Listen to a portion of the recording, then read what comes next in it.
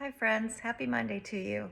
A big shout out to Peter Rich for sending Carol and I several hymns that we haven't played yet, so we're very thankful.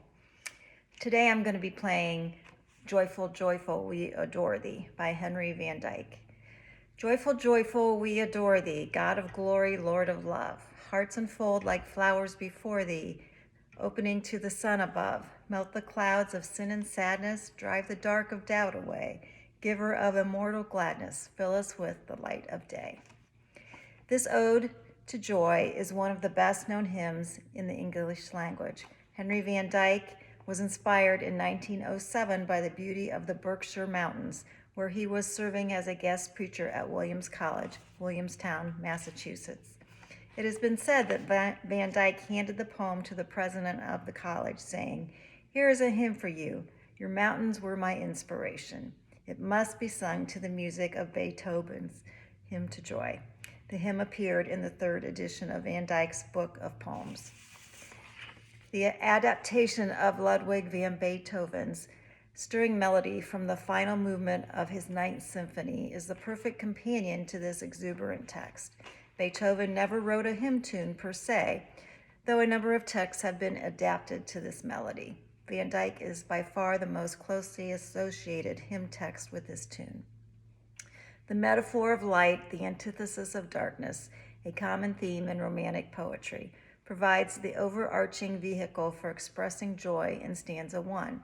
Flowers open to the sun above. Clouds of sin and sadness disperse. Dark and doubt are driven away. The final line of stanza 1 petitions the giver of immortal gladness to fill us with the light of day.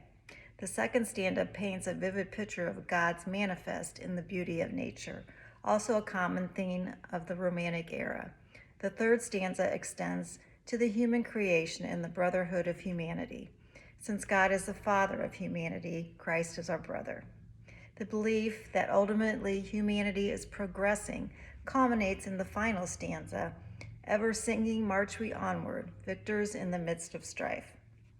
Van Dyke was a Presbyterian minister. Most of his career was spent as a professor of English literature at Princeton University.